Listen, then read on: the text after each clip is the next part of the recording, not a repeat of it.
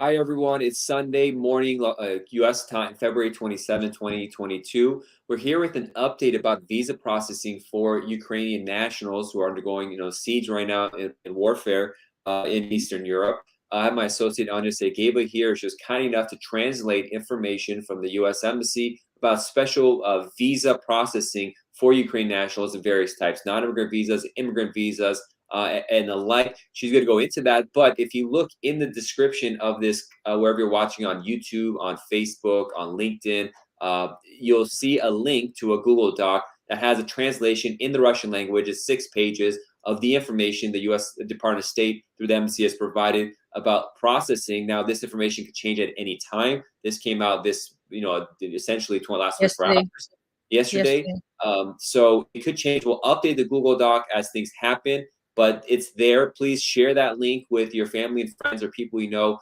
who are in Ukraine or abroad in general who are Ukrainian. And it's in Russian language, but hopefully that information could get so that they could access it, so they could help their processing. So I'll leave that there. Anya, could you please talk about what's on there and any updates that you have? Yes, I will start with English, and I will also go over the same information in Russian at the end of this video. Okay, so for those who watching it, пожалуйста, оставайтесь, если вы хотите услышать информацию на русском языке.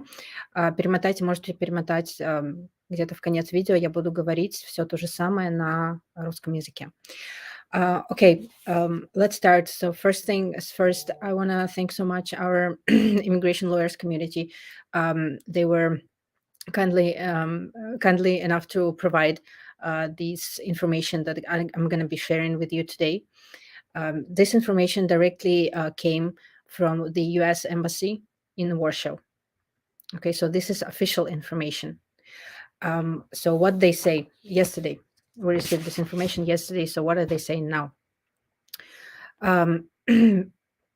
First thing, if you have an immigration petition pending with USCIS, or if you have K1 visa pending, petition pending with USCIS, you can call USCIS contact center.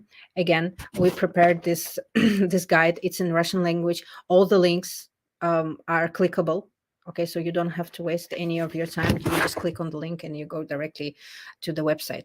So for immigration petitions that are at the USCIS stage, you have to call USCIS through their contact phone number and ask them to expedite your case based on war in Ukraine if your beneficiary is from Ukraine, and this is information for spouses, for children, for parents, and for fiancés of U.S. citizens. Okay. It's important to note that you can expedite only those petitions which are current in the visa bulletin. So, for example, if you filed a petition for your brother or your sister and this petition is not yet current, brothers and sisters petitions, they take roughly 15 years for your relatives to get here. So you cannot do anything about that. Okay. And the second important note is that you can request USCIS to expedite your petition only if you already received the receipt notice. If you just filed the petition and you have not received the receipt notice yet you'll not be able to expedite your petition. So you have to wait for the receipt notice first. Again, in this in this document, I collected all the links to all the information that I'm gonna be talking about today. So next thing, if if the petition was already approved by USCIS and is at the National Visa Center, you need to write an email to the National Visa Center and include your receipt number, invoice ID number, full name of the petitioner and their date of birth, and full name of the beneficiary and their date of birth. Okay. And again, request to expedite based on work in Ukraine. If your petition already was sent to U.S. Embassy in Kiev, Ukraine, what you can do now is you can send emails to surrounding to U.S. embassies in other countries like Warsaw, Poland, Chisinau, Moldova, Bratislava, Slovakia, Prague, Vilnius, Lithuania, maybe some other, anywhere your relatives, your family members who are there at right now, you can try and reach out to the embassy and ask them to process your petition visa for your loved ones there. Again, I left the links to all the embassies, not all of them, but the embassies that I just mentioned. These links to their emails will be in this document.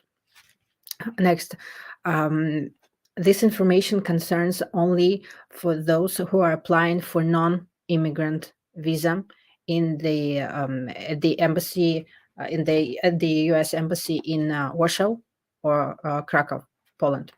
Okay, this is only for information for non-immigrant visas. So what they say if you are a U.S. citizen with a Ukrainian spouse or child seeking to travel to the United States on a non-immigrant visa. And again, I would like to draw your attention that here embassy refers only to U.S. citizens, right? They don't refer to a lawful permanent resident. But our suggestion would be, if you're a lawful permanent resident in the same situation, please reach out to them. Okay, they might be able to help you too. And also, it includes a spouse or child, Ukrainian spouse or child. It doesn't directly include the parents, but we assume that it should include the parent based on the full text of this information that we received yesterday. So if you already have an appointment at U.S. Embassy Warsaw, you can expedite it. Again, all the links are there. How to expedite the processing. If you already began a non-immigrant visa application process in Ukraine, you can send a special request to special email to ask to transfer your profile to Warsaw. Okay. Next, very important. If you are seeking but not already have an appointment, if you will apply in Warsaw, you go by this link and sign up for C1/D crew appointment, even though you are not a crew member. When you come to the embassy, they will convert your appointment to the proper type. Okay.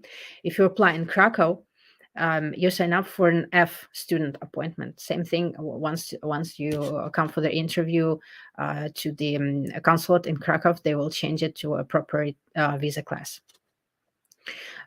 If you were unable to schedule an appointment via this method that I just mentioned above, you may try to request a group appointment. And once you do that, you will receive an email confirmation with the further instructions from the U.S. Embassy. Next, if you are Ukrainian who wants to travel to the United States, or U.S. citizen who has friends, business associates, or non-immediate family who want to travel to the United States.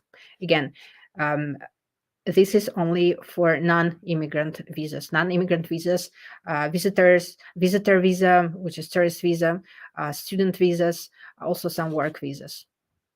Okay, so any non-immigrant visas, this information applies to. So if the traveler already has an appointment at U.S. Embassy Warsaw, again, you can expedite it. If you began a process in Ukraine, you may again send the email to this email address and ask to transfer your profile to Warsaw. If you're seeking but does not already have an appointment at the U.S. Embassy in Warsaw or consulate in Krakow, you may try to schedule it. However, availability for this category of applicants is extremely limited. I have learned yesterday that a U.S. Embassy in Warsaw and consulate in Krakow, they canceled appointments for the next 2 weeks for those people who scheduled these appointments previously for non-immigrant visas, specifically for tourist visas. And probably it was done in order to process applicants from Ukraine. This is my understanding. So for Ukrainian applications will be given priority by the U.S. Embassy in Warsaw. important information that, again, this information came yesterday from the US Embassy in Warsaw, but also embassies from in Romania, in Moldova, in Slovakia, in Hungary, they also may do the same. We don't have this information yet. We don't know how they're going to be treating it. But for example, if your family, if your loved ones, they were able to escape Ukraine and now they're currently in not in Poland but in some other country, we would suggest that you reach out to the embassy in that country and for further instructions. Okay.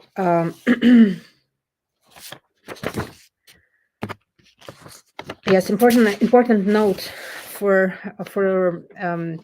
those who for those Ukrainians who already have possess valid travel documents allowing them to enter the United States, and if they are traveling with a U.S. citizen and lawful permanent resident, if they were physically present in Ukraine as of February 10th, 2022, the COVID vaccination requirement does not. You don't have to have COVID vaccinations anymore under this national interest exception that was signed by U.S. Secretary of U.S. Department of Homeland Security Alejandro Mayorkas. I believe it was on February 16th. So under this document, again, it says that it's in the national interest to permit the entry of non-citizen, non-immigrants who are traveling with a U.S. citizen or lawful permanent resident, who are physically present in Ukraine as of February 10, 2022, and possess valid travel documents allowing them to travel to the United States. So under these conditions, you don't have to have proof of COVID vaccination. A couple more things.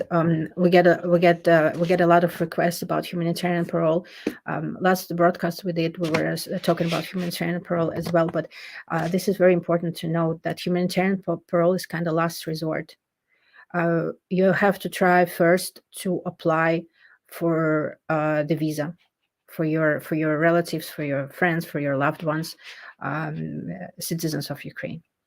Okay, and if that doesn't work, then you may proceed with a humanitarian parole application. But humanitarian parole takes a lot more time than visa. Potentially, this visas may be being adjudicated very fast. And what I'm saying is like within months, for example, and like 1 month or 2 months.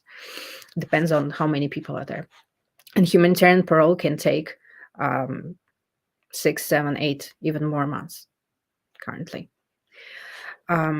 Again, for those who currently here in Ukrainian citizens who are currently here in the United States, under some non-immigrant status, and if your status, for example, like a tourist visitor visa status expiring, close to its expiration, you can file Form I-539. Again, we spoke about this previously, but it's still an option. Then also what can be done for students if you're a Ukrainian citizen and you're a student who's studying here in the United States and you have serious financial hardship because of war that going in Ukraine right now, you can ask for a work permit off campus. Again, in this guide, I left all the links in this guide, how it's done and what you need for that. Also, maybe, again, maybe, and we're expecting this to happen, but it hasn't happened yet. Department of Homeland Security may potentially spread to Ukrainian citizens, to students who are Ukrainian citizens, special student relief program. It's called CCR.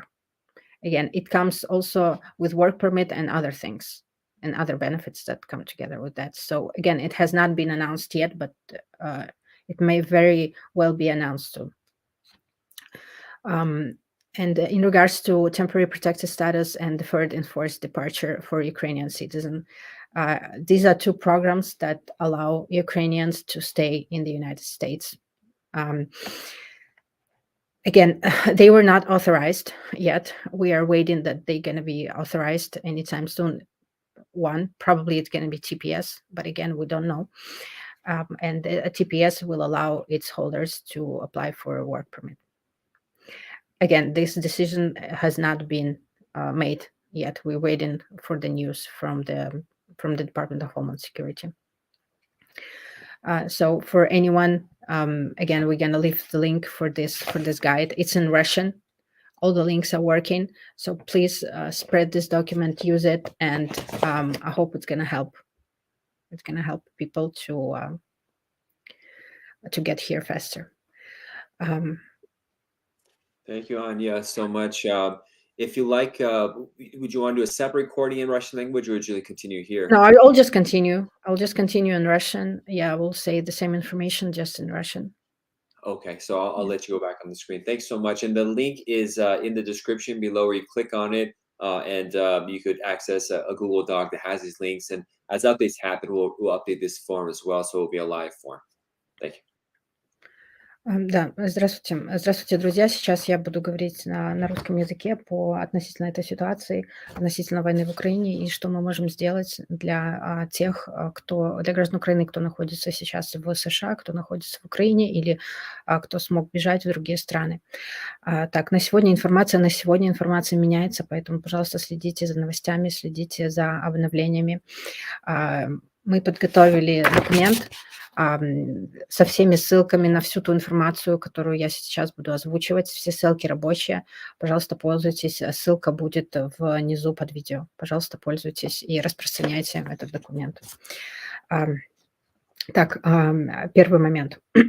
Если у вас есть иммиграционная петиция, вы уже подали иммиграционную петицию, и она находится на стадии рассмотрения в USCIS. Эта информация относится к супругам, детям, родителям и невестам-женихам, да, граждан США. Если у вас несколько петиций, запрос на ускорение нужно делать для каждой отдельной петиции. Пожалуйста, имейте это в виду.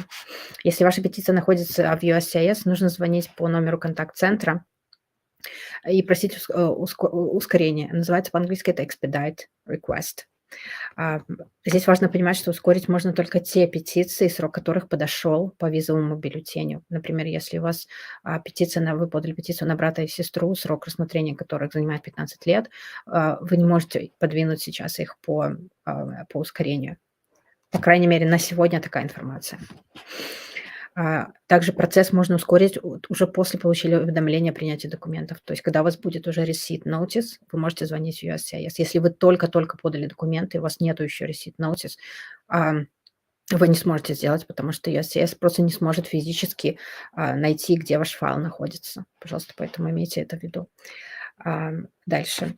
Если ваша петиция уже была одобрена иммиграционной службой США и находится в Национальном визовом центре, также вы можете просить ускорения на основании войны в Украине. И здесь специальный e-mail адрес, куда отправляется этот запрос. Опять же, в документе есть вся эта информация, все ссылки, все там. Нужно указать номер дела, номер инвойса, полное имя, дату рождения петиционера, полное имя, дату рождения бенефициара. Инструкцию, все там. Дальше. Если петиция уже была отправлена в посольство в Киеве, нужно обращаться в посольство США в ближайших к вам странах и просить перенести свое дело туда. Опять же, e-mailы Варшавы, Кишинева, Братиславы, Праги, Вильнюса тоже я здесь оставила. Забыла Венгрию, простите. Будем добавлять. Так. Дальше. Получение неиммиграционной визы через посольство в Варшаве или консульство в Кракове. Первый момент – эта информация относится только к получению неиммиграционной визы. К неиммиграционным визам относятся в том числе туристическая виза, временные рабочие визы, студенческие визы, некоторые другие визы. Опять же, это официальная информация от посольства США в Варшаве, которую мы получили вчера. Спасибо большое нашим коллегам, другим иммиграционным адвокатам, которые поделились с нами этой информацией. Опять же, как я сказала, это информация от посольства в Кракове, но можно обращаться к запросам в посольство США в других странах. Да, Венгрия, Словакия, Молдова. Если, допустим, ваши родные смогли бежать туда, если они не в Польше, а в какой-то другой стране. Пожалуйста, обращайтесь, где они физически находятся. Так. Дальше для супругов, детей, родителей граждан США. Следующая информация. Отдельно скажу по родителям. В тексте оригинального документа родители граждан США прямо не указаны, но исходя из общего текста можно предположить, что на них также будут распространяться ниже указанные правила. И опять же, посольство говорит о гражданах США, оно не говорит о супругах, детях, да, владельцев грин-карты. Но все равно я считаю, что нужно пытаться связываться с посольством. Если вы владелец карты, и у вас супруги, дети находятся украинцы и находятся в ситуации войны. Первый момент. Если у вас уже было назначено интервью в посольстве Варшавы, вы можете его ускорить. Опять же, на основании войны в Украине. Если вы уже подали заявление на получение иммиграционной визы, можете отправить запрос на специальный e-mail с просьбой о переносе вашего профиля в Варшаву. Опять же, все ссылки, все здесь есть. Все здесь есть. Пожалуйста, пользуйтесь. Если вы еще не успели записаться на интервью, Варшава дает ссылку и записываетесь на интервью по категории C1D для членов экипажей, даже если вы не являетесь членом экипажа. Когда вы придете в посольство, консульский офицер изменит интервью на соответствующий тип визы. Краков тоже нужно зайти по специальной ссылке и записаться на интервью по категории F для студентов, даже если вы не являетесь студентом. Когда вы придете в консульство, консульский офицер изменит интервью на соответствующий тип визы. Если вы не смогли назначить интервью с помощью вышеуказанных методов, запросите групповое интервью, также через специальную ссылку. После отправки запроса вам придет специальный e-mail с дальнейшими инструкциями от посольства. Также вышеуказанная информация, как я сказала, была для супругов, детей и родителей граждан США с пометкой, которую я указала выше.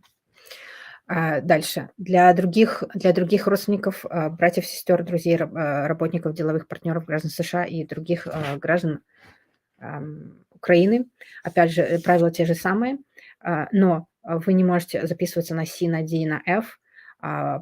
Вы записываетесь просто на то, что есть. Однако количество мест крайне ограничено.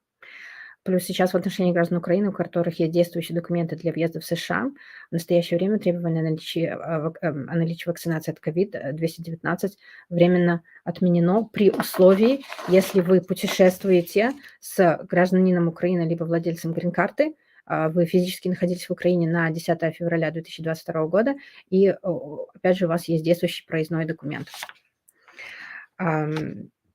Все, еще последний момент. Здесь еще пару моментов почитайте в этом документе, который есть. Я озвучу для студентов отдельно. Если вы гражданин Украины и являетесь студентом, находитесь на территории США, вы испытываете серьезные экономические трудности в связи с войной, вы можете запросить разрешение на работу за пределами кампуса. Опять же, все детали здесь есть. John? Yes, thank you so much. Obviously, I can't understand anything you're saying, but hopefully that information helps everyone who's watching. It's just cutting edge information that's out there. So download just access the file and share it with your friends. We'll be posting it and sending it newsletters, all this kind of stuff in the next 24 hours. And, things are, wild. So it's going to change every second. But do as fast as you can. If you have a visa interest to come to the United States, do it, because a lot of other people are going to do the same. So time is really important. I hope this helps everybody, and we'll just keep doing these updates as they come all over our social media and offline and all over the place. Anya, thanks so much for taking time to translate this. I know you're up all night doing that. I really appreciate it. Thank you. Thank you, John. Thank you, everyone. And again, I hope this information will help you to bring your loved ones faster to the United States from Ukraine. God bless everybody. Be safe, and we'll hopefully have some good news soon.